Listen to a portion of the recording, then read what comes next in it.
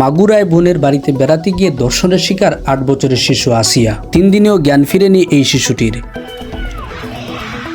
এদিকে আগামী 24 ঘন্টার মধ্যে দর্শকের সর্বোচ্চ শাস্তি নিশ্চিত করতে আলটিমেটাম দিয়েছে সাধারণ শিক্ষার্থী।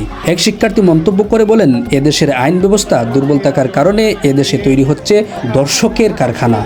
আইনগত যে দুর্বলতা রয়েছে বাংলাদেশে, সেটি বাংলাদেশে একটি ধর্ষক তৈরির কারখানা প্রতিষ্ঠা করেছে। অন্যদিকে আরেক শিক্ষার্থী রাষ্ট্রকে জানান দিয়ে বলেন, 48 ঘন্টার মধ্যে চিহ্নিত দর্শকের সর্বোচ্চ শাস্তির ব্যবস্থা না করা হলে আমরা আজকে আসিয়ার পক্ষে দাঁড়িয়েছি, 48 ঘন্টা পার হলে আমরা এই ব্যর্থ রাষ্ট্রের বিপক্ষে দাঁড়াবো।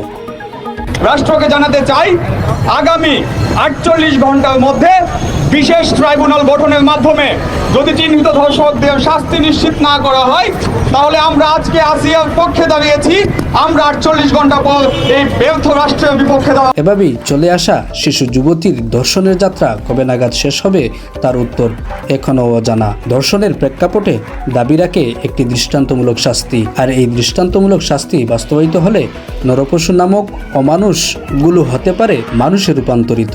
এই ভাবনা ভাবছেন সারা দেশের সাধারণ মানুষ, আর অপেক্ষা করছেন একটি দৃষ্টান্তমূলক শাস্তির।